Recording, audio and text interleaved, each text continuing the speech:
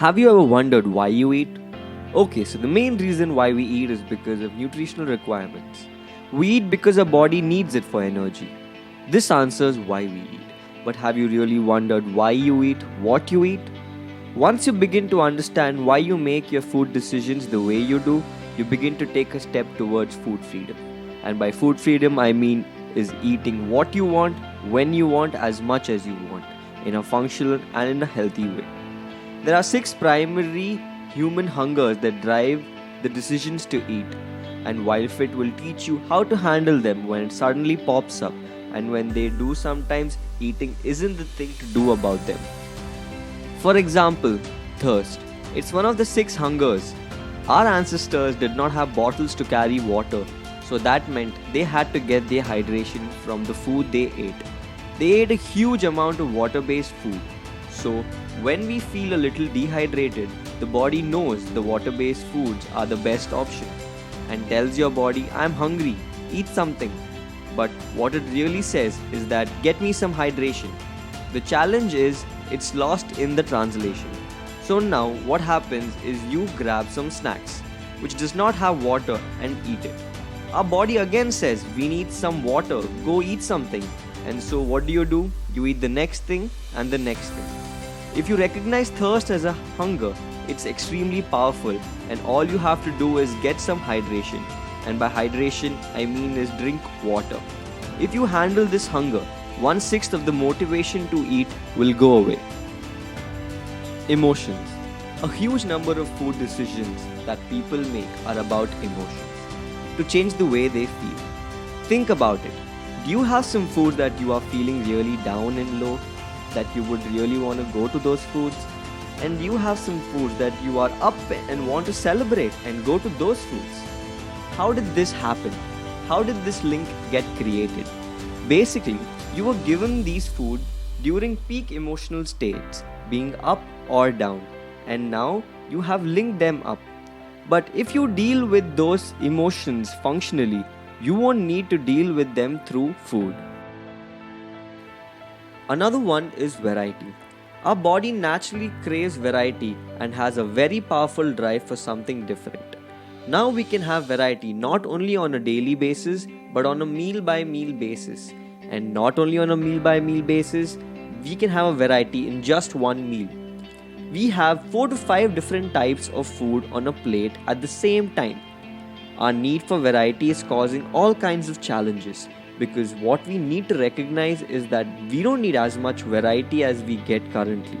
What we do need is we are getting variety of right healthy foods.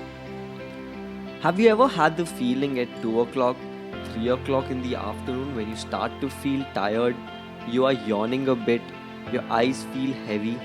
Guess what's going on? Low blood sugar. Humans have two primary energy sources. One is fat and the other is sugar. And when you have your body predominantly burning sugar, what's going to happen is you are going to have ups and downs of your energy. When someone trains their body to burn fats, they have this steady slow burn. They can run for ages and ages. That's why you know these people as ultra marathoners who can run long. And people say after a certain distance, you get tired and must use motivation to get through. Guess what? That's because of low blood sugar. Low blood sugar kicks in, and the problem is when someone starts to feel low blood sugar, they want to go out and eat something with high sugar. And sugar gives craving for carbs. High blood sugar increases your cravings and decreases your willpower to curb them. Your afternoon coffee or tea is a perfect example of this hunger. Once you begin to recognize this hunger, you can change your metabolism and get yourself to a place where you have steady form of energy. Then you will eliminate a huge reason for snacking and a huge reason for eating dysfunctional foods. Have you ever felt empty? Your stomach is growling and you want to fill it up? That actually is not a form of hunger at all. That is simply a physical sensation. Your stomach is empty and you feel more comfortable with food in your stomach. The challenge is most people in the developed world today are constantly starving. What it means is that they are eating a lot of food, but the food is so low on nutrition that they are actually starving. And the problem is that then when their stomach is empty while they are starving, those things get linked up and become extremely powerful. And so now when somebody's stomach is empty, they feel like they have to fill it. Absolutely not the case. Your stomach in normal condition is the size of your fist. How much food do you think it takes to fill that? And your stomach is like a transformer. It is designed to be able to expand into large sack for serious times of opportunities. The problem in the developed world is that most of our stomachs are expanded all the time, and so when it feels empty, it takes so much more food to fill it. When we realize an empty stomach is simply a sensation but not an indication of hunger, we can really begin to make a change. And then we can deal with the only true hunger, nutritional hunger. The rest of them are just illusionary. Nutritional hunger is the only real hunger, and the problem is that it's not very clear. The nutritional hunger was satisfied by Mother Nature, and our ancestors were not told to go to a grocery store and buy this brand or that brand. They were told, eat something by the body. If you did that every day, if you simply ate what was available around you and the nature every day, over a course of the year, you would get your nutritional needs met. The challenge we have today is that we are not getting our core nutritional needs met.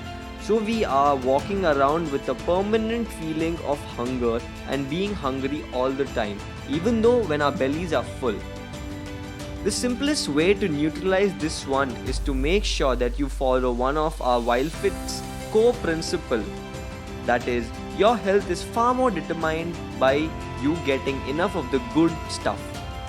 So that means when your nutritional hunger is met, you can deal with the emotional hunger, low blood sugar hunger, etc. because you have a great deal of power and energy. By getting your nutritional needs met, you will change your relationship with food. And by asking yourself, why really are you eating what you are eating right now? You can make some changes.